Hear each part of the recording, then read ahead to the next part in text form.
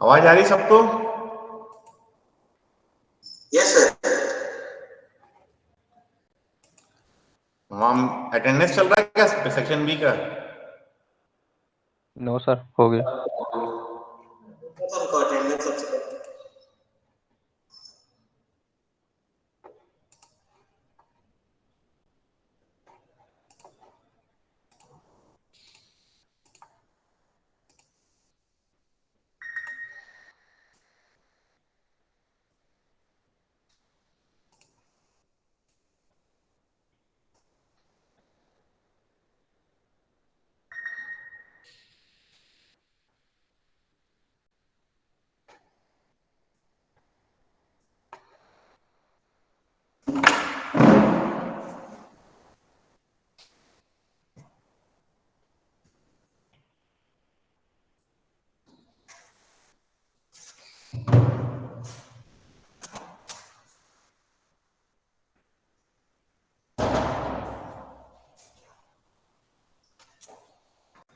Start करें फिर।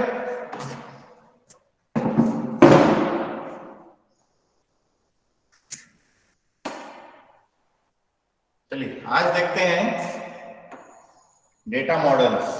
आवाज आ रही सबको? Yes sir. पीपीटी देख रही सबको?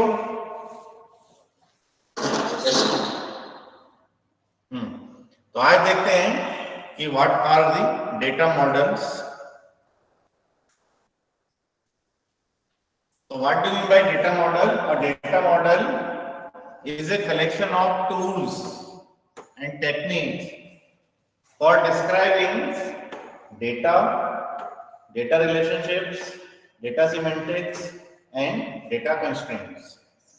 Okay, that means data model is a collection of tools or techniques to describe. First one is data. क्या डेटा आप स्टोर कर रहे हो? ठीक है।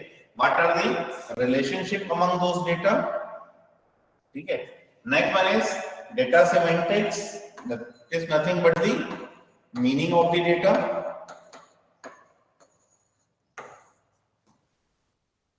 Clear? And data constraints. So constraints means these are the rules that govern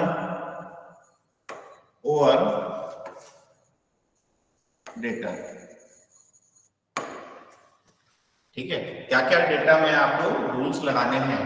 ठीक है, so rules that govern over the data which is stored in your data model. तो ये चार चीजें हमें क्या करनी है हर डेटा मॉडल में मेंटेन करनी है। First one is data, their relationships, इनके बीच में क्या रिलेशनशिप है, how it is connected to each other and how it is related to each other. Third one is data semantics, that is the meaning of the data, जो आप data store कर रहे हैं क्या एक्चुअल मीनिंग निकल रही है। And last one is data constraints. So constraint means rules and regulations that govern your data, मतलब क्या क्या रूल उस पर्टिकुलर डेटा में आपको लगाने हैं। Now types of data models. So there are two types of data models. First one is record based data model, second one is object based data models. Clear? So in record based data model, data is stored in fixed format of record. Fixed format or fixed. जबकि object base में क्या होता है आपके, ये हो जाते हैं रियल वर्ल्ड ऑब्जेक्ट्स में। दैट मींस इनका कोई फिक्स फॉर्मेट नहीं है। ठीक है, हमें क्या करना है, इसमें ऑब्जेक्ट में हम मेंटेन करेंगे। So in record based data model the database organized in fix format records. ठीक है, जैसे मैंने पहले कहा कि fix format of records of several types. So a fix number of fields or attributes are defined in each record type. एक एक record के लिए आपको क्या करना पड़ेगा, उनके फील्ड और उनके एट्रीब्यूट को आपको क्या करना पड़ेगा, डिफाइन करना पड़ेगा। And each field is usually of a fixed length. ठीक है, उनकी क्या होगी, फिक्स लेंथ होगी कि इस पर्टिकुलर लेंथ के ऊपर हम उसमें स्टोर नहीं कर सकते। ठीक है, मतलब जो भी वैल्यू मुझे स्टोर करनी है, अगर मुझे किसी एक स्टूडेंट का रिकॉर्ड मेंटेन करना है तो वो एक स्टूडेंट का एक रिकॉर्ड हुआ, उस एक रिकॉर्ड की हमें क्या करनी पड़ेगी, उनके लिए हमें कुछ फील्ड्स या एट्रीब्यूट्स डिफाइन करने पड़ेंगे कि these are the roll number, these are the name, these are the addresses of those particular students. अब वो जो रोल नंबर, नेम और एड्रेस जो हम स्टोर कर रहे हैं उनकी लेंथ भी क्या रहेगी, फिक्स रहेगी कि उस पर्टिकुलर लेंथ तक का ही हम स्टोर कर सकते हैं, उससे आगे हम स्टोर नहीं कर सकते। तो फॉर एग्जांपल अगर मैं एक पर्टिकुलर स्टूडेंट का अगर मैं रोल नंबर उसका अगर मैं फिक्स लेंथ डिफाइन करता हूं कि वो नंबर ऑफ 3 मेंटेन कर सकता है, मतलब अप टू 3 डिजिट तक मैं क्या कर रहा हूं, स्टोर कर रहा हूं। ठीक है, तो अब 3 डिजिट तक स्टोर कर रहा हूं, मतलब मेरे पास जो वैल्यू होंगी वो क्या होंगी, 1 2 3 अप टू 999 तक मैं क्या कर सकता हूं, रोल नंबर स्टोर कर सकता हूं। क्लियर है? सो 1 2 3 ये मेरे सिंगल डिजिट में हो गए, फिर आगे चल के मैं हो सकता है 10 11 स्टोर करूं, वो मेरे डबल डिजिट में हो गए, फिर मैं 3 डिजिट में भी स्टोर कर सकता हूं, फॉर एग्जांपल 1 2 3 और अप टू कहां तक, 999। That means I can not store 1000 in my roll number if I specified the field length of that particular field up to 3 digit. अगर मैंने 3 डिजिट तक दिया है इसका मतलब है कि वो 3 डिजिट तक ही लेगा, 4 डिजिट में वो ले ही नहीं सकता। Clear? Now the three most popular record based data models are, first one is hierarchical model, second one is network model, third one is relational data model. ठीक है, तो तीन टाइप के रिकॉर्ड बेस्ड डेटा मॉडल होते हैं, hierarchical model, network model and relational data model. One by one देखते हैं। First one is hierarchical data model. So in the hierarchical model, data is represented as a collection of records. ठीक है, तो जो भी हम डेटा मेंटेन करेंगे हम क्या करेंगे, उसको रिकॉर्ड फॉर्म में हम क्या करेंगे, मेंटेन करेंगे। Relationship among data are represented by links or you can say pointers.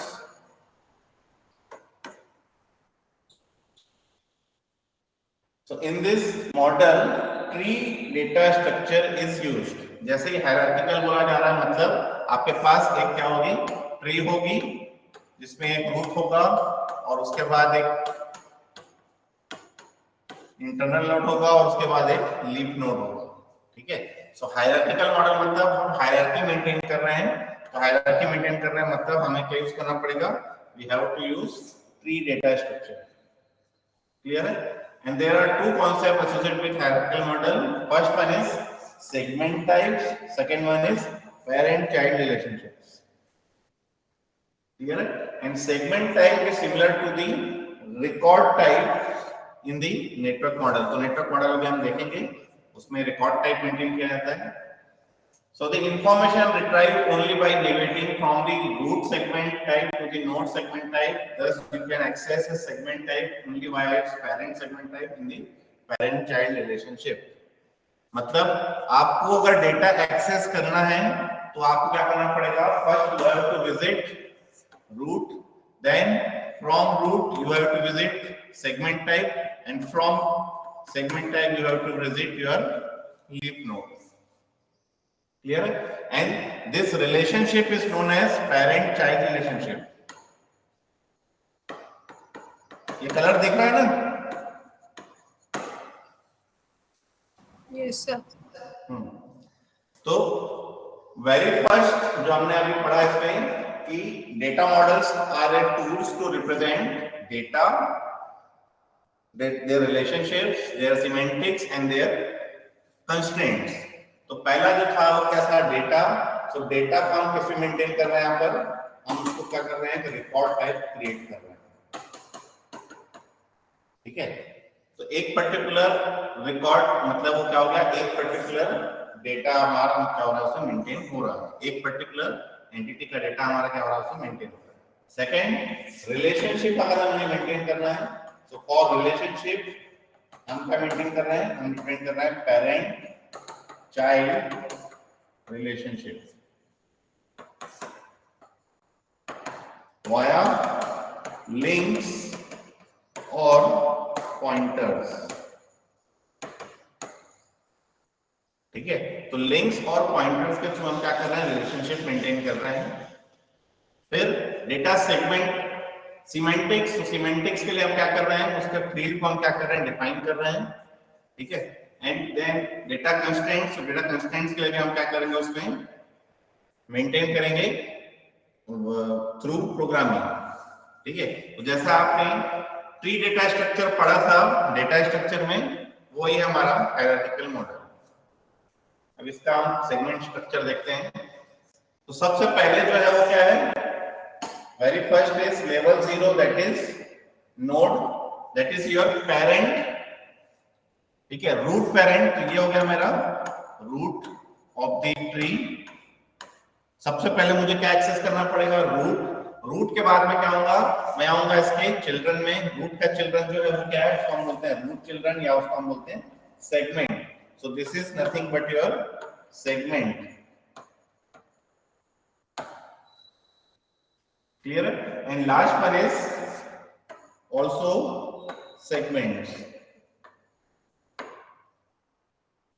ठीक है, इसको हम बोलते हैं लेवल 1 चिल्ड्रन.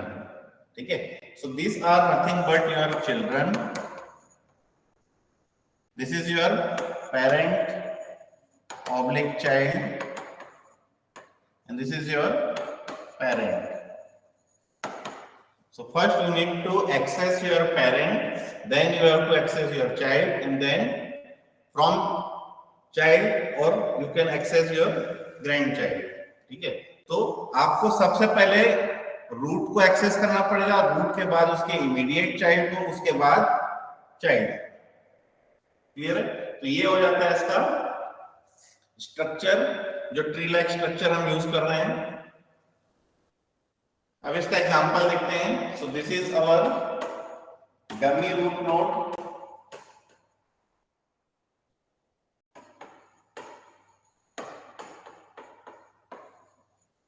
उसके बाद ये मेरा parent record,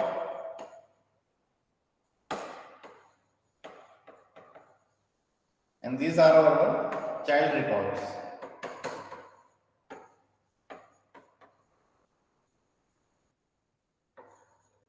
Clear? And each child is known as one record. Clear? And this is our parent-child relationship.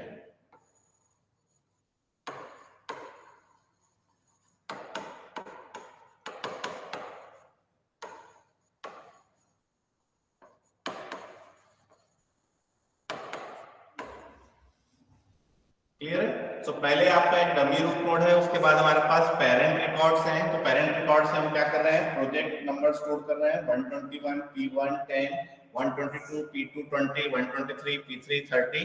ये तीन हमारे पास क्या है, these all are, this 1 2 and 3, these 3 are parent records, and these 6 records are known as your child records. Clear? Clear?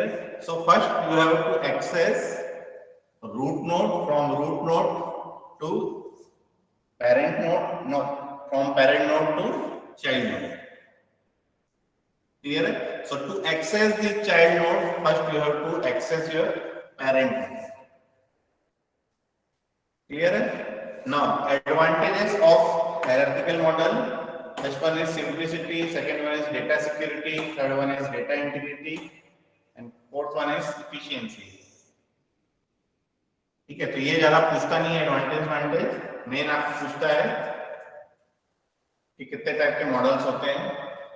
ये देखिए drawback भी दिया हुआ है इसमें. तो ड्रॉबैक क्या है, इंप्लीमेंटेशन कॉम्प्लेक्सिटी. क्यों? क्योंकि आपको इंप्लीमेंट क्या करना पड़ेगा, आपको इंप्लीमेंट करना पड़ेगा ट्री. फिर है डेटाबेस मैनेजमेंट प्रॉब्लम्स. तो मैनेजमेंट प्रॉब्लम्स मतलब if you update parent, or you can, if you update child, first you have to update your parent. या आपने अगर कोई पेरेंट रिकॉर्ड को अगर मॉडिफाई किया तो चाइल्ड रिकॉर्ड के लिंक को क्या करना पड़ेगा आपको फिर मेंटेन करना पड़ेगा, ठीक है। Third one is lack of structural independence.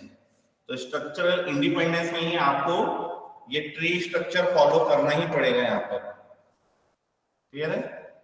Programming complexity and last one is implementation limitations, ठीक है। तो बहुत सारे ड्रॉबैक हैं। फिर सेकेंड मॉडल आ जाता है हमारा नेटवर्क डेटा मॉडल, ठीक है। तो network data model means the database class book, तो डेटाबेस क्लास बुक को हम बोलते हैं DBTG, of the conference on database system language DBTG CODASYL formalized the network model in the late 1960s, ठीक है। तो पहले आया था हायरार्किकल मॉडल। हायरार्किकल मॉडल में कुछ ड्रॉबैक थे, उस ड्रॉबैक को रिमूव करने के लिए बनाया गया network model. So the network model is similar to hierarchical model except that a record can have multiple parents, ठीक है। Multiple parents means in case of hierarchical model आपके पास एक चाइल्ड का, आपके पास एक अगर चाइल्ड है तो उसका एक ही पेरेंट है, क्लियर है। एक चाइल्ड का एक ही पेरेंट है, क्योंकि आपको ट्री स्ट्रक्चर मेंटेन करना पड़ेगा।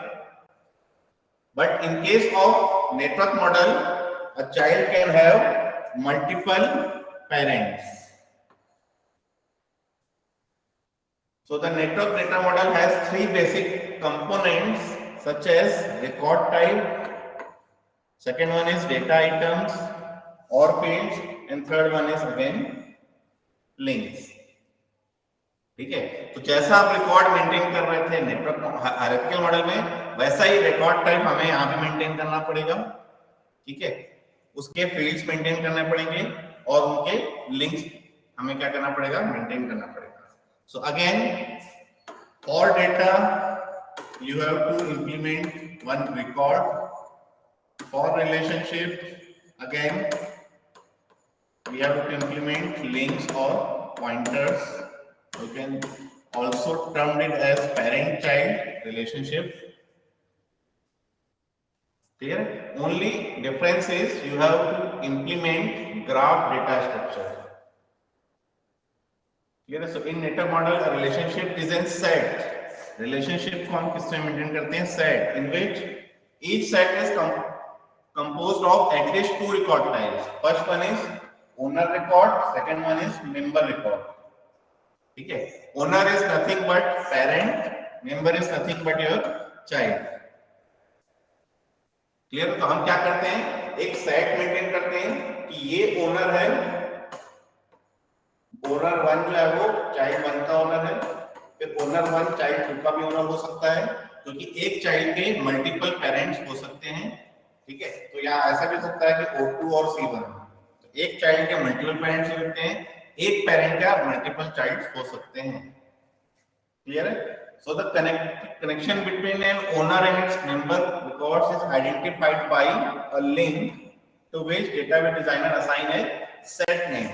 हम एक क्या करते हैं, सेट नेम असाइन करते हैं। तो ये जो सेट है इसको हम क्या कर सकते हैं, एक सेट नेम असाइन कर सकते हैं E1 E2, and this set name is used to retrieve and manipulate data. इसी सेट नेम से हम क्या करते हैं, डेटाबेस से अगर कोई वैल्यू रिट्राइव करनी है तो हम क्या करते हैं, पहले उसके पेरेंट रिकॉर्ड पे जा जाते हैं, फिर उससे हम चाइल्ड पता चलता है, उसमें चाइल्ड रिकॉर्ड को हम क्या करते हैं, एक्सेस करते हैं। अब इसका भी जो स्ट्रक्चर है वो क्या है, पहली बात इसमें जो हम यूज करते हैं वो यूज करते हैं ग्राफ, ठीक है। नेटवर्क मॉडल में यूज कर, सॉरी हायरार्किकल मॉडल में यूज कर रहे थे ट्री, यहाँ पे हम यूज कर रहे हैं ग्राफ। सो यहाँ पे जो रूट नोड होता है उसको हम बोलते हैं ओनर नोड। ये हो जाएगा हमारा ओनर ऑब्लिक मेंबर, जो इंटरनल नोड होता है, ठीक है। So all internal node is known as owner oblique member and all the leaf nodes is known as member nodes, or you can say the child nodes, and this is nothing but parent child node, and this is your parent node, clear. Now one one child have multiple parents. Clear? This is the difference between hierarchical model and network model. That is, one child have multiple parents.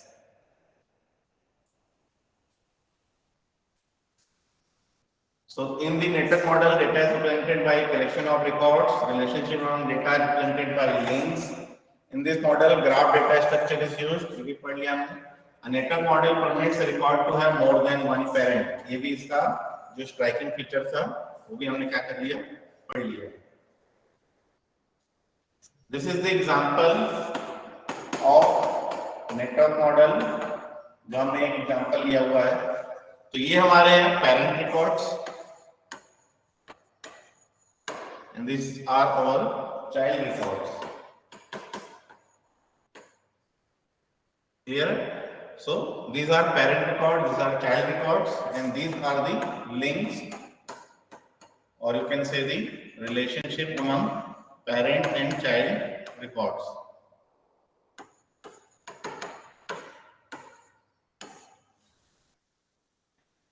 Clear है? इन दोनों model में कोई doubt है आपको? अब इसका भी है, एडवांटेज है simplicity, second ability to handle more than one relationship types, third one is ease of data access, fourth one is data integrity, fifth one is data independence, and sixth one is database standards. Drawbacks देख लेते हैं. Complexity अभी भी है क्योंकि आपको graph data structure implement करना पड़ेगा, and lack of structural independence. अभी भी आपको वो ग्राफ डेटा स्ट्रक्चर का स्ट्रक्चर जो है पूरा मेंटेन करना पड़ेगा अपने मॉडल में. Now third one is your relational data model. और ये पूरे मॉडल को हमें यूनिट 2, यूनिट 3 जो हमारा लैब में चल रहा है, दोनों में डिटेल में पढ़ना है. क्लियर है? Relational data model. So the relational data model was discovered by Dr. E.F. Ford. ठीक है? Doctor E.F. Ford ने क्या किया, कुछ मॉडल उसने क्या किया, प्रपोज किया, और उसके लिए कुछ रूल्स भी प्रपोज किए. Second, relation model uses tables two represent the data and the relationship among those data. तो हम क्या करते हैं, डेटा और उसके रिलेशनशिप के लिए हम क्या करते हैं, हम मेंटेन करते हैं टेबल. ठीक है? हमारे पास क्या रहती है, हमारे पास पेरेंट रिकॉर्ड के लिए अलग टेबल रहेगी, हमारे पास चाइल्ड रिकॉर्ड के लिए अलग टेबल रहेगी. इनके कुछ कॉलम्स होंगे.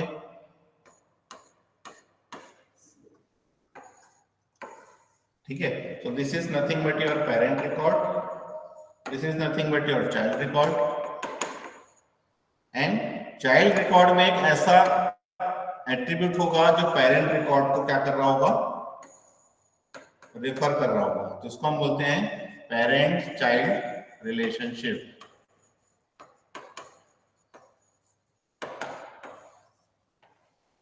क्लियर है? जैसे हमने देखा था लैब में, हमने किया था, तो हम लैब में हमारे पास दो टेबल थी, एक टेबल थी डीपीटी, एक टेबल थी ईएमटी. ठीक? इन्हीं दोनों टेबल में वर्क कर रहे हैं हम लोग. Yes sir. तो उसमें से कौन सा पेरेंट रिकॉर्ड है, कौन सा चाइल्ड रिकॉर्ड है, बताइए. पेरेंट टेबल कौन सी है, उसमें से चाइल्ड टेबल कौन सी है? सर ईएमपी पेरेंट होगा, डिपार्टमेंट चाइल्ड. कैसे? सर ईएमपी जो है जितने भी एम्प्लॉयज हैं उनके बारे में बता रहा है, और डिपार्टमेंट तो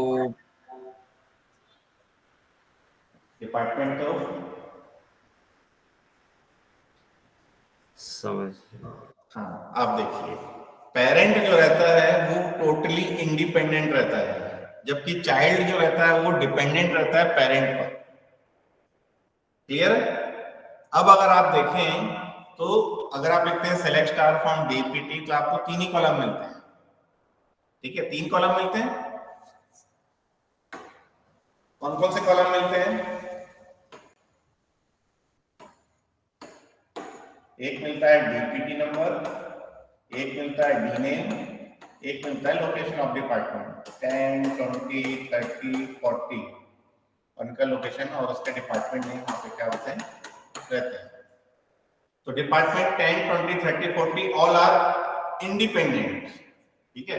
सो this is known as your DPT table, so this is your parent table.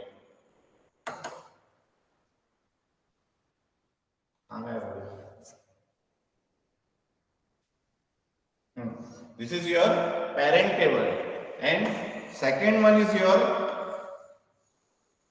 EMP table,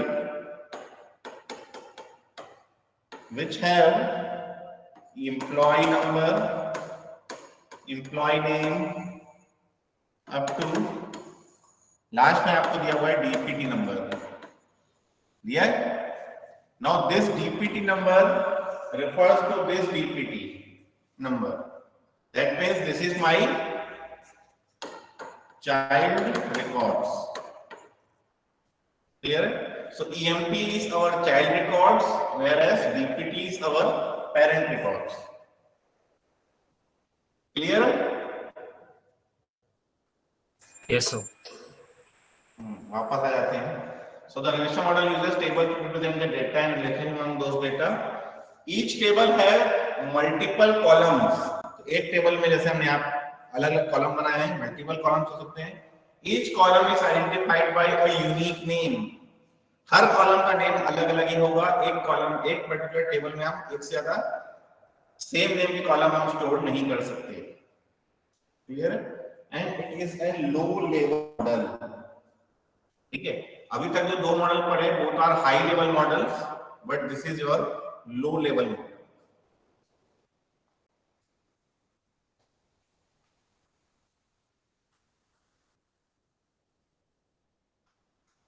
next आ जाते हैं।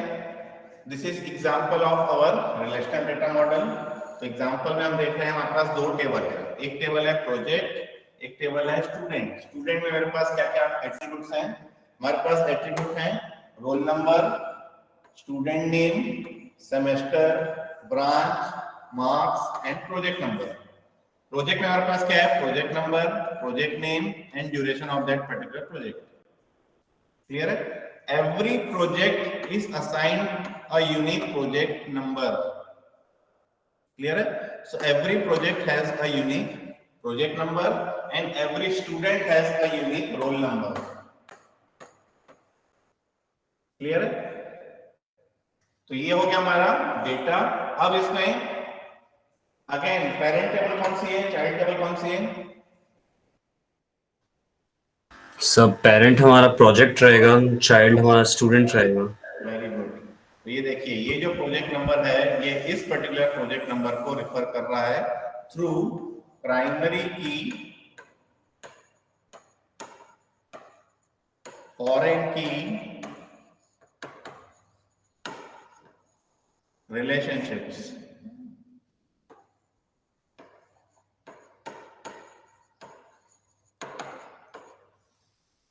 क्लियर है?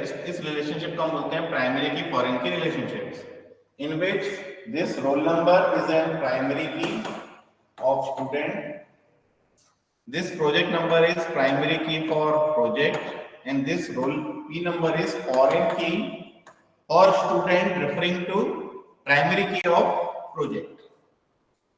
क्लियर है? तो इसको हम डिटेल में पढ़ेंगे यूनिट 2 में, यूनिट 3 में, दोनों यूनिट में हमें इसको डिटेल में पढ़ना है। ठीक है, इनफैक्ट हमारा जो सब्जेक्ट का नाम डीबीएमएस है, लेकिन हम पढ़ेंगे पूरा आरडीबीएमएस। ठीक है, तो जो डीबीएमएस रिलेशनल मॉडल को यूज करता है उस डीबीएमएस को हम बोलते हैं RDBMS, that is relational database management system. ठीक है, और इस आरडीबीएमएस के लिए ही हमने एक लैंग्वेज बनाई है जिसको हम लैब में पढ़ रहे हैं, which is known as structured query language. Clear है? तो अब इसमें भी एडवांटेजेस हैं। स्ट्रक्चरल इंडिपेंडेंस है ये, क्योंकि आपको सिर्फ टेबल में आपको डिफाइन करना है। सेकंड है सिंप्लिसिटी, जब टेबल में सब डेटा दिखेगा तो आपको इजी, आपको क्या कर सकते हैं, उसको समझ सकते हैं। Third one is ease of designing, implementation, maintenance, usage and fourth one is ad hoc query capacity. ठीक है, तो कभी भी आप क्वेरी आप लगा सकते हैं और कभी भी आप क्या कर सकते हैं, डेटा उसमें से निकाल सकते हैं। तो रिलेशनल डेटा मॉडल के लिए जो क्वेरी कैपेबिलिटी के लिए जो लैंग्वेज बनाई गई है वो है SQL which is structured query language, जबकि बाकी जगह आपको क्या करनी पड़ेगी, आपको बनानी पड़ेगी प्रोग्रामिंग उसके लिए। ठीक है, जो भी आप कर रहे हैं उसके लिए आपको क्या करना पड़ेगा, अलग से प्रोग्रामिंग करनी पड़ेगी। ट्री और ग्राफ के लिए, क्योंकि उसमें पहले आपको पेरेंट नोड एक्सेस करना पड़ेगा, फिर from parent node you have to access your child node. ठीक है, तो उसके लिए आप प्रोग्रामिंग करते हैं। Next one is drawbacks. Drawbacks is hardware overhead and ease of design can result in bad design. तो ये जो मेन ड्रॉबैक है, ease of design can result in bad design, इसी के लिए हम एक प्रोसीजर पढ़ेंगे जिसको हम 4th यूनिट में पढ़ेंगे, which is known as normalisation. So normalisation का जो इनपुट रहता है वो रहता है बैड डिजाइन, और इसका जो आउटपुट रहता है वो रहता है गुड डिजाइन। हम क्या करते हैं, जो भी हमने टेबल्स बनाई है या जो भी मॉडल क्रिएट किया है, उस मॉडल में कुछ कुछ परेशानी आएगी, उस परेशानी को हम क्या करेंगे, रिमूव करेंगे, और उसको हम क्या करेंगे, क्लियर करेंगे कि अब ये मेरा जो मॉडल है वो करेक्ट है। Now this model will give you the correct result. Clear है? तो रिकॉर्ड बेस्ड डेटा मॉडल में 3 मॉडल पढ़ा हमने। अब तीनों में डिफरेंस भी पूछ सकता है, ये तीनों के डिफरेंसेस कुछ कुछ दिए हुए हैं। ठीक है, इसको बाद में देखते हैं। नेक्स्ट आ जाते हैं, second one is your second category is object based data model. ठीक है, so in object based data models the database organized in real world objects of several types. तो रियल वर्ल्ड ऑब्जेक्ट से क्या मतलब होता है,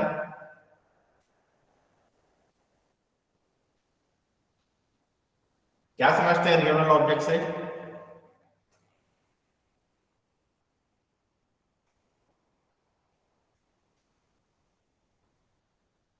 सर किसी class का ऑब्जेक्ट। Very good. जब क्लास का ऑब्जेक्ट हम क्रिएट करते हैं तो वो भी हम रियल वर्ल्ड ऑब्जेक्ट से ही इंस्पायर होकर बनाते हैं, है ना। तो रियल वर्ल्ड ऑब्जेक्ट मतलब जैसे ये एक ऑब्जेक्ट है, ये एक मार्कर एक ऑब्जेक्ट है, वैसे ही हम क्या कर रहे हैं, प्रोग्रामिंग में भी एक हम ऑब्जेक्ट क्रिएट कर रहे हैं, और उस ऑब्जेक्ट के अराउंड हम क्या करते हैं, उनके एट्रीब्यूट्स मेंटेन करते हैं। ये इस मार्कर का जो डायमेंशन है वो क्या है, किस टाइप का मटेरियल से बना है, या कितने दिन ये चलने वाला है। तो वो जो भी पर्टिकुलर हम क्या करते हैं, उसके एट्रीब्यूट्स डिफाइन करते हैं। ठीक है, so in object based database organized in real world objects, a number of fields or attributes are defined in each object type and each field is usually of variable length. अब जहां object base की बात आती है वहां जाता है variable. अब हमारा फिक्स्ड नाम का चीज हट चुका है। क्लियर? वेरिएबल लेंथ मतलब मैं चाहूं तो ऑब्जेक्ट की साइज इंक्रीज कर सकता हूं, ऑब्जेक्ट की साइज डिक्रीज कर सकता हूं। So the two most popular object-based data models are entity relationship model and second one is object-oriented model. One by one देखते हैं। First one is entity relationship model. So the entity relationship model is based on the perception of expert consisting of collection of basic objects called entities and relationship among those object। ठीक है, मतलब आपको क्या करना है, entities बनानी है और एंटिटीज का एक एंटिटी सेट क्रिएट करना है और उनके बीच में हम क्या करेंगे, रिलेशनशिप मेंटेन करेंगे। So it was discovered by Peter chain in 1976। तो किसने बनाया यह मॉडल, तो उसका साइंटिस्ट का नाम दिया हुआ है Peter chain, and it is an high level data model. Clear है? हाई लेवल डेटा मॉडल मतलब आपको बहुत इजीली समझ में आ जाएगा, लेकिन इसको इंप्लीमेंट करने जब जाएंगे तब हम, क्योंकि इसको इंप्लीमेंट जो है वो हम रिलेशन मॉडल के थ्रू ही करते हैं, वो भी हम देखेंगे। And entities and distinguishable object that exist. So entity क्या होता है, entities and distinguishable object. For example ये बोर्ड एक एंटिटी है, ये मार्कर अलग एंटिटी है। ठीक है, तो ऑल जो भी हम क्या कर रहे हैं, ऑब्जेक्ट्स रियल वर्ल्ड हम देख रहे हैं, वो सब क्या होंगे, अलग अलग ऑब्जेक्ट होंगे। हर ऑब्जेक्ट का अलग दूसरे ऑब्जेक्ट से कुछ न कुछ डिस्टिंग्विशेबल प्रॉपर्टी होनी चाहिए, उस प्रॉपर्टी को हम बोलते हैं एट्रीब्यूट्स। हर ऑब्जेक्ट के अलग अलग एट्रीब्यूट्स होंगे, ठीक है, and each entity has associated with it a number of attributes. तो हर ऑब्जेक्ट को डिफाइन करने के लिए उसके एट्रीब्यूट्स होंगे।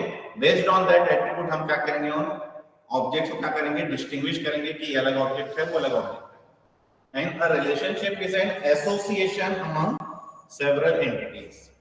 तो जो भी एंटिटीज है उनको हम क्या करते हैं, रिलेशनशिप के थ्रू हम क्या करते हैं, मेंटेन करते हैं। So data is represented in real world objects, relationship is maintained through relationships.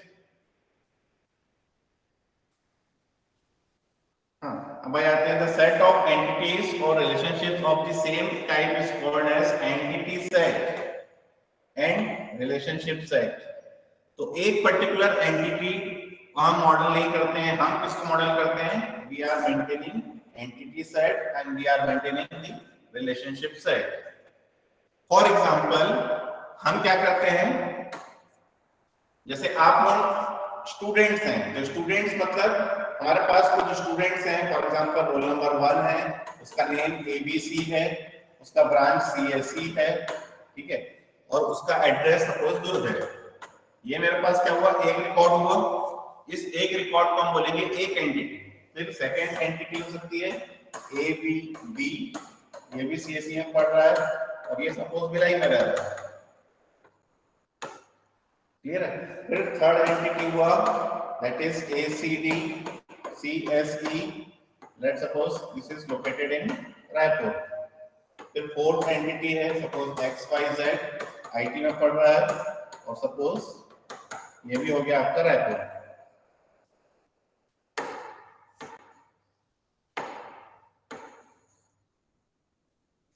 Clear है।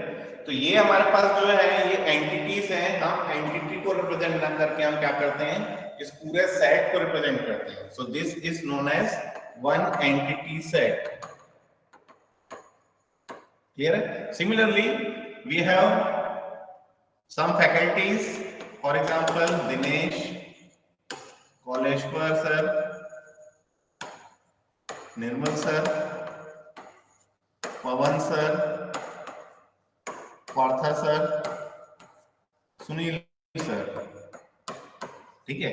So this set of teacher entity set is known as one entity set. तो इस एंटिटी सेट को हम टर्म करते हैं student entity set, इसको हम term करते हैं teacher entity set. Now the association among entity, for example Dinesh sir is teaching roll number 1, roll number 2, roll number 3, roll number 4. Clear? So this is one association. Dinesh 1, Dinesh 2, Dinesh 3, Dinesh 4. There are 4 associations. Similarly, Koleshwar sir is teaching roll number 1, 2, 3, 4. Nirmal sir is also teaching 1, 2, 3, 4. But Partha sir is teaching roll number 1 and 2 and Sunil sir is teaching roll number 3 and 4. Clear है। तो ये हमारे पास क्या हो गई, this is known as relationship set.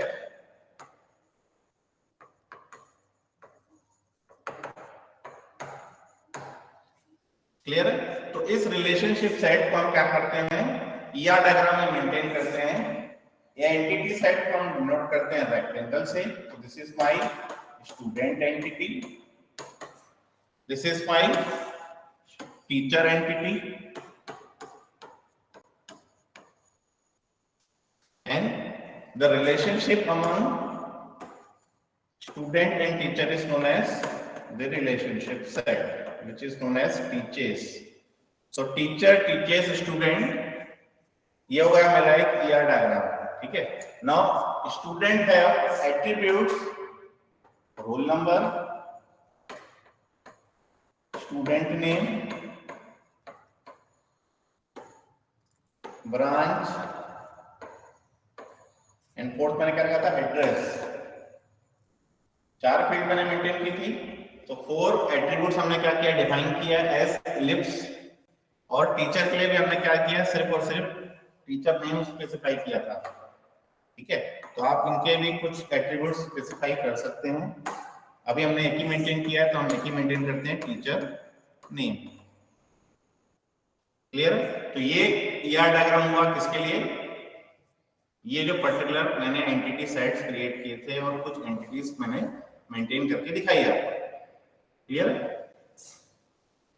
So the set of all entities and relationships of the same type is called entity set or relationship set. तो same type मतलब जितने भी स्टूडेंट हैं सब में सेम एट्रीब्यूट्स हैं, जितने भी टीचर्स हैं सब में सेम क्वालिटी है, सेम एट्रीब्यूट्स उनमें भी, तो उनको हम बोलेंगे एंटिटी सेट्स। और जो रिलेशनशिप मेंटेन कर रहे थे हम स्टूडेंट टू टीचर, उसको हम बोलेंगे relationship set, set of similar relationships. So another essential element in the ER diagram is the mapping coordinates express the number of entities to which another entity set can be associated via a relationship set. तो हम एक mapping cardinality maintain करते हैं। For example एक teacher एक से ज्यादा student को पढ़ा रहा है, एक स्टूडेंट एक से ज्यादा टीचर से पढ़ रहा है, so this is known as many to many. तो हम ये मैनी टू मैनी क्या है कार्डिनैलिटी मेंटेन करते हैं। तो कार्डिनैलिटी जो होती है 1 to many, sorry 1 to 1, 1 to many, many to 1 and many to many, ये कुछ कार्डिनैलिटीज होती हैं जो हम आगे डिटेल में पढ़ेंगे। And the overall logical structure can be expressed, तो मैंने पहले बताया रेक्टेंगल किसको बोलते हैं? एंटिटी सेट के लिए। लिस्ट मेंटेन करते हैं एट्रीब्यूट्स के लिए। डायमंड्स रिपोर्ट करते हैं हम रिलेशनशिप सेट के लिए। ठीक है, ये देखिए relationship, attributes, entity set. And fourth one his lines और लिंक्स टू रिप्रेजेंट रिलेशनशिप। ठीक है, कि कौन सा एंटिटी सेट कौन से एंटिटी सेट से एसोसिएटेड है, उसको हम क्या करते हैं? लिंक के थ्रू डिनोट करते हैं। Now this is the example of an ER diagram. So this is one entity set, project entity set. This is student entity set.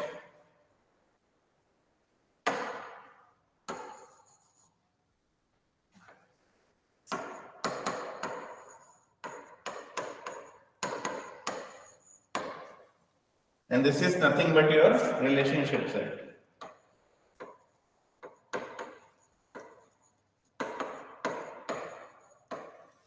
Clear? These are nothing but your attributes.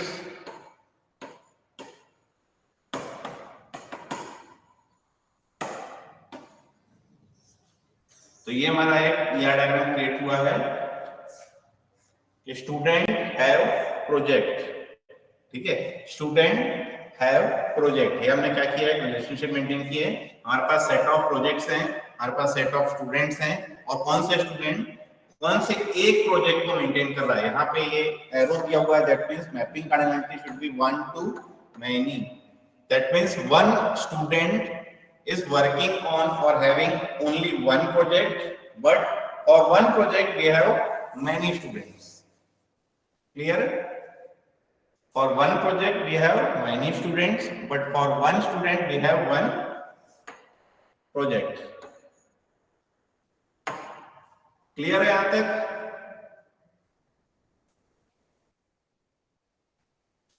अब advantages हैं straightforward relational representation, second easy conversation for ER diagram to another model. तो ये हमें पढ़ना है ER diagram to relational model कैसे convert करना है हमें। Third graphical representation for better understanding. तो ग्राफिकल रिप्रेजेंटेशन दिया इसलिए तो इसको हाई लेवल मॉडल बोला गया है। ठीक है, ताकि जल्दी से आपको समझ में आ जाए। फिर ड्रॉबैक जो है वो है know industry standard for notation. तो कोई स्टैंडर्ड नोटेशन नहीं है, अलग अलग टूल्स में अलग अलग ER डायग्राम आपके बन सकते हैं। Second popular for high level design. अब आ जाते हैं second object based data model which is object oriented data model. तो ऑब्जेक्ट ओरिएंटेड डेटा मॉडल मतलब हम क्या कर रहे हैं, किसी ऑब्जेक्ट ओरिएंटेड प्रोग्रामिंग में हम क्या कर रहे हैं, उसको मेंटेन कर रहे हैं। So object oriented model is based on collection of objects like the ER diagram. So an object contains values stored in an instance variables within the object. तो जैसे हम क्या करते हैं, हम एक ऑब्जेक्ट क्रिएट करते हैं, एक हमने क्लास क्रिएट की है फ्रूट, है ना, तो हम लिखते हैं fruit mango is equal to new fruit. हमने क्या किया, कंस्ट्रक्टर कॉल किया और एक ऑब्जेक्ट क्रिएट किया। So mango is nothing but instance variable, sorry instance variable नहीं, mango is known as the object.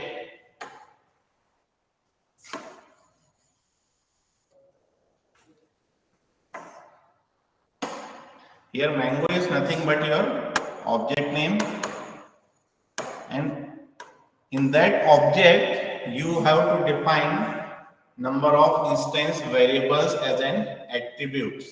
ठीक है, तो जब आप इस क्लास को आप क्रिएट करेंगे, क्लास फ्रूट, तो इस क्लास के अंदर आप कुछ फील्ड्स डिफाइन करेंगे कि फ्रूट का कलर क्या है, फ्रूट का टेस्ट क्या है, ठीक है, क्या क्या कंटेंट्स हैं उसमें, तो वो पर्टिकुलर चीजें क्या हो जाएगी आपके, मतलब एट्रीब्यूट बोलेंगे या फिर इंस्टेंस वेरिएबल्स बोलेंगे।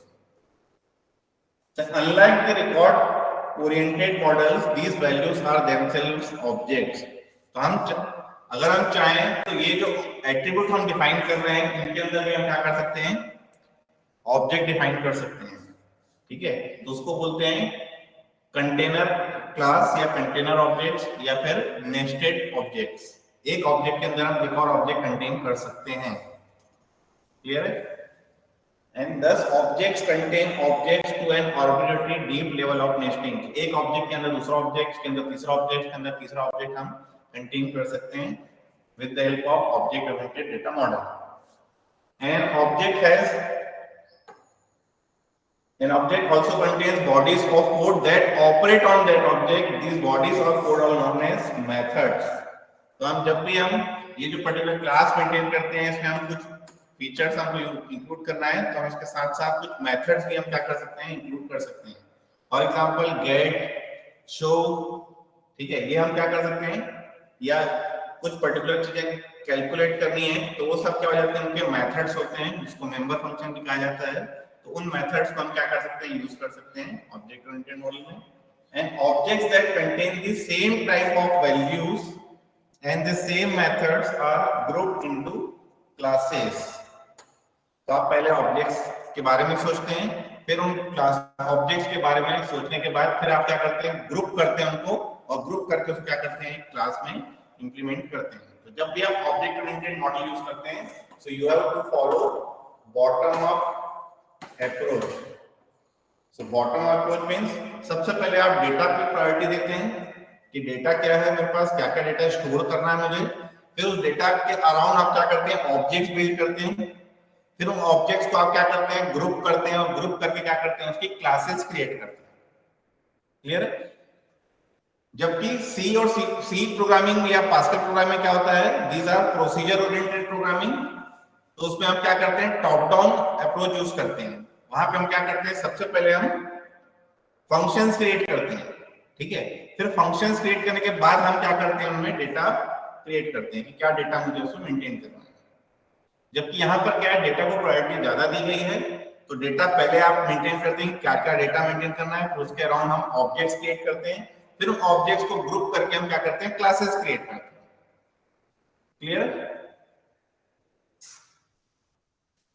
So a class may be viewed as a type definition for objects। तो ये ऑब्जेक्ट ओरिएंटेड पढ़ ही होंगे आप लोग। The only way in which the object can access by sending messages। Message passing भी आप पढ़ रहे होंगे कि एक ऑब्जेक्ट को दूसरे ऑब्जेक्ट से इंटरेक्ट करना है, तो आप क्या करते हैं, मैसेज पासिंग करते हैं।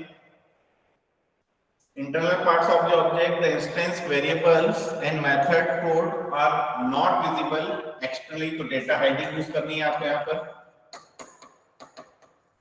डेटा हाइडिंग पढ़ रहे होंगे आप लोग। Anything which is private cannot be accessible from outside the class। And result is two level of data abstraction। Data abstraction भी पढ़ रहे होंगे आप लोग। Unlike entities in the ER model, each object has its own identity. Her object की एक identity होगी, independent of values it contains. So two objects containing the same values are distinct. Distinction is maintained in physical level by assigning distinct object identifiers. Her object को अलग अलग आप क्या करते हैं, आइडेंटिफायर अलॉट करते हैं. ये है structure of object oriented model. हम क्या कर रहे हैं, हम पहले एक पर्टिकुलर डेटा को मेंटेन कर रहे हैं कि क्या डेटा मुझे मेंटेन करना है. फिर उस डेटा के अराउंड हम क्या कर रहे हैं, ये डेटा के अराउंड क्या करते हैं, हम एक ऑब्जेक्ट क्रिएट करते हैं. ठीक है, इस डेटा पे ऑपरेट करने के लिए कुछ मेथड्स हमने क्रिएट किया. ठीक है, तो डेटा हमने क्रिएट किया, उसके अराउंड मेथड्स क्रिएट किए, फिर इनको ग्रुप किया, ग्रुप करके हमने एक क्लास क्रिएट की. फिर दूसरे डेटा क्रिएट किए हमने, उनके ऑपरेट करने के लिए मेथड्स क्रिएट किया. फिर उन ऑब्जेक्ट्स को हमने क्या किया, ग्रुप करके क्या की, क्लास क्रिएट की. Group of similar object is known as classes. फिर सेम प्रोसेस हमने थर्ड के लिए किया. अब इस पर्टिकुलर ऑब्जेक्ट को इस पर्टिकुलर क्लास के ऑब्जेक्ट से अगर कम्युनिकेट करना है तो कम्युनिकेशन हम क्या करते हैं, बाय यूजिंग मैसेज पासिंग हम क्या करते हैं, कम्युनिकेट करते हैं. तो हम यहाँ पर क्या करते हैं, हम यूज करते हैं message passing routine for relationships. Clear है? तो मैसेज पासिंग भी आप पढ़ रहे होंगे उसमें. ये है इसका एक इंस्टेंस कि आपके पास एक क्लास स्टूडेंट है, इस पे डेटा क्या मेंटेन करना है, roll number, name, same, branch, marks, project number, जो हमने अपना बनाया था. जो डेटाबेस हम मेंटेन कर रहे हैं उसमें हमने क्या क्या फील्ड रखे थे, roll number, name, same, branch, marks, P number. दूसरे में हमने मेंटेन किया था project number, project name and duration.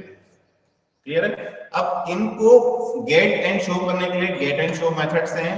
Set project के लिए सेट प्रोजेक्ट है. यहाँ पे भी गेट एंड शो है कि to get the value of student roll numbers and to show the value of student roll numbers. अब जो कम्युनिकेशन मुझे करना है, कम्युनिकेशन के लिए या तो मैं सेट प्रोजेक्ट नंबर करूं या फिर यहाँ पर सेट प्रोजेक्ट करूं. ठीक है, तो ये जो पर्टिकुलर मेथड है, ये मेथड से मैं क्या कर रहा हूँ, इन दोनों के बीच में मैं कम्युनिकेशन स्टेब्लिश कर रहा हूँ, या हम बोल सकते हैं कि रिलेशनशिप मेंटेन कर रहे हैं कि कौन से प्रोजेक्ट को कौन से स्टूडेंट अलॉट किए गए हैं या कौन से स्टूडेंट को कौन सा प्रोजेक्ट अलॉट किया गया है. तो हम उसके लिए भी क्या करेंगे, कुछ ना कुछ मेथड्स क्रिएट करेंगे उन क्लास के अंदर. क्लियर है? अब इसके भी कुछ एडवांटेजेस हैं. Capable of handling large variety of data types. Second, combining object oriented programming with database technology. Third one is improve productivity. Fourth one is improve data access. ये सब पूछेगा नहीं वैसे तुम से. No precision definition, difficult to maintain, not suitable for all applications. हर जगह आप ऑब्जेक्ट ओरिएंटेड नहीं लगा सकते. क्लियर है? अब यहाँ पर आपका खत्म हो जाता है. किसी कोई डाउट है तो पूछिए. Any doubt? आवाज आ रही सबको? Yes, sir. Through out the syllabus हमें दो मॉडल में क्लियर कट फोकस रखना है. पहला है ER model, second one is relational model.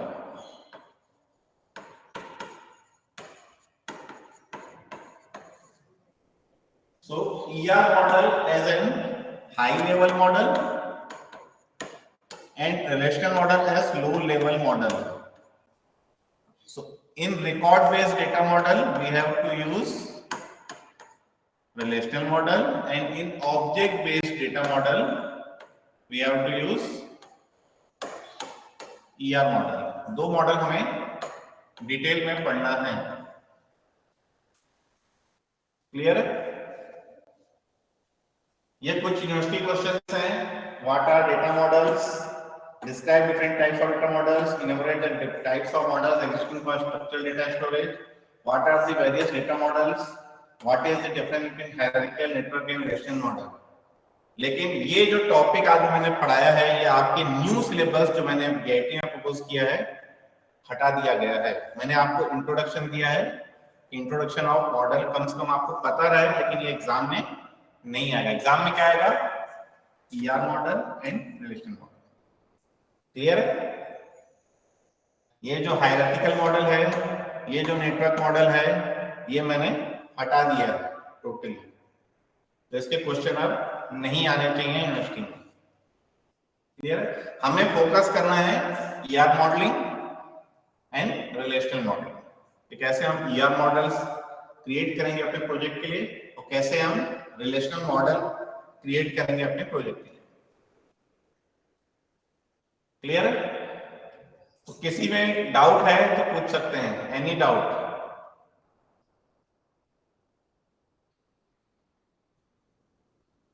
ये डिफरेंस दिया गया है लेकिन ये पूछेगा नहीं।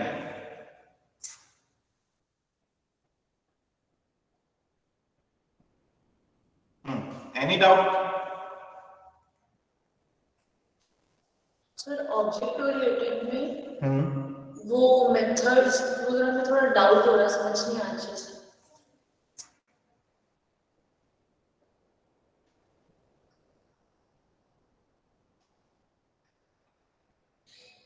अभी ऑब्जेक्ट ओरिएंटेड प्रोग्रामिंग पढ़ रहे होंगे आप लोग? Yes sir. तो ऐसा कुछ पढ़ रहे होंगे, आप कुछ क्लास बना रहे होंगे, क्लास सपोज स्टूडेंट, ठीक है? अब इस क्लास में मुझे कुछ फील्ड्स डिफाइन करनी है, ठीक है? तो सपोज मैं जावा का ही लिख रहा हूं क्योंकि आप जावा पढ़ रहे हैं, अदरवाइज मैं C++ का भी लिख सकता हूं। आप लिखते हैं प्राइवेट, इंटीजर और रोल नंबर। ये कुछ क्या हो गया, मेरा मेंटेन हो गया एक फील्ड। फिर दूसरा फील्ड मेंटेन करते हैं प्राइवेट स्ट्रिंग और देन ले देते हैं नेम।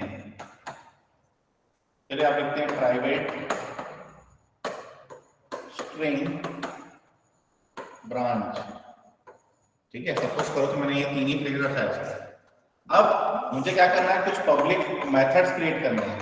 पब्लिक वॉइड गेट, और इस गेट के अंदर आप क्या करते हैं, इनके लिए इनपुट लेते हैं, कुछ स्कैनर क्लासेस लेते हैं, ठीक है? Scanner sc is equal to new scanner, फिर sc डॉट नेक्स्ट इंट या नेक्स्ट। आप क्या करते हैं, कुछ पर्टिकुलर वैल्यूज को रीड करते हैं, रीड करके क्या करते हैं, उनको असाइन करते हैं अपने ऑब्जेक्ट में।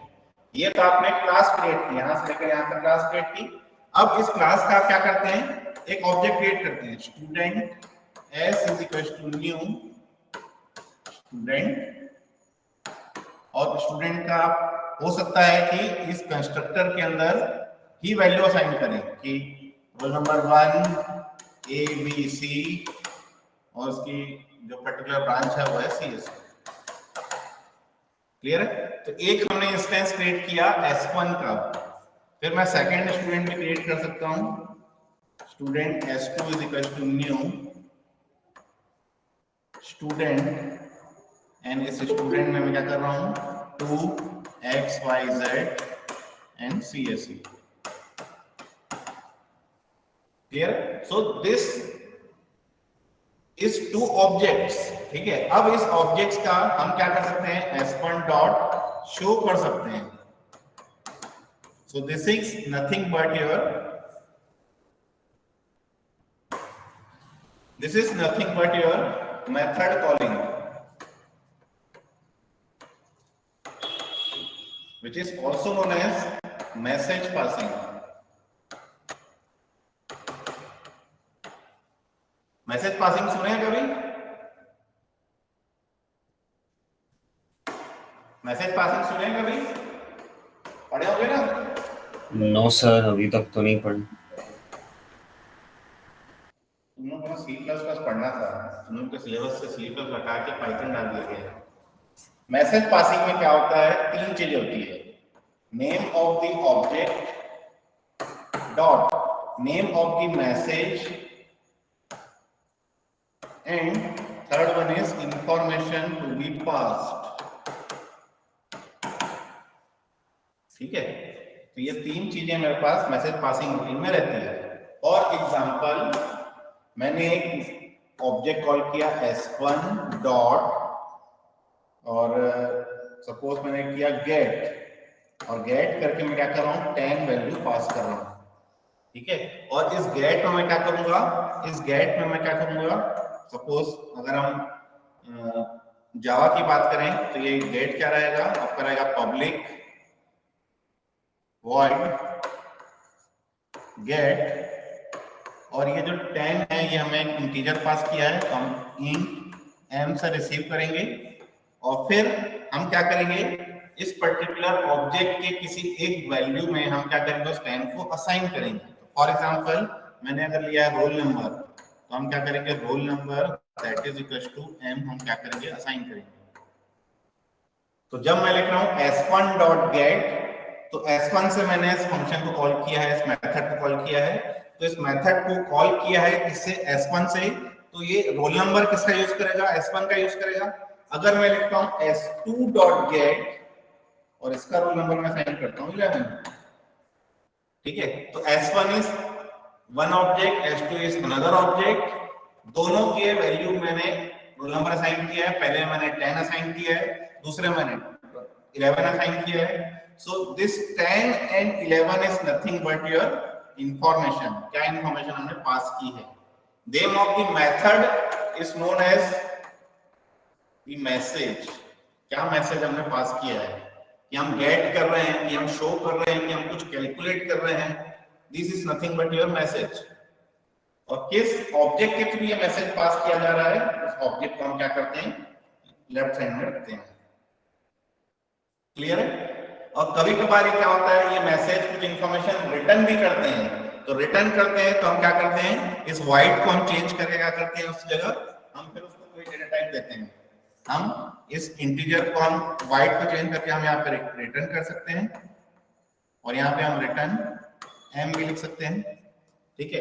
तो उस केस में मैं क्या करूंगा, उस केस में मुझे लिखना पड़ेगा, suppose int x is equal to s1 dot get 10, तो मैंने 10 वैल्यू पास की है एज एन इंफॉर्मेशन, और x में मैं एक वैल्यू एक्सेप्ट कर रहा हूं as an return value. Clear. तो ये हो जाता है आपका मैसेज पासिंग रूटीन। ये आप ऑब्जेक्ट ओरिएंटेड प्रोग्रामिंग में पढ़ रहे होंगे। फीचर्स ऑफ जावा पढ़ लिए ना आपको कि नहीं पढ़े, फीचर्स ऑफ जावा पढ़ रहे होंगे। Java is object oriented. Yes sir. What is object orientation, तो आप उसमें पढ़े होंगे data hiding, data abstraction, data encapsulation, फिर inheritance, polymorphism, dynamic binding, message passing. ये वही है ऑब्जेक्ट ओरिएंटेड मॉडल, मतलब use of object oriented programming language. Clear है। Yes sir. और कोई डाउट, और कोई डाउट। स्पीड ठीक है, Yes, sir. एकदम ज्यादा स्पीड से तो नहीं पढ़ा रहा हूं मैं। No sir. छोड़ दूं क्लास से, यस कोई डाउट नहीं किसी को भी।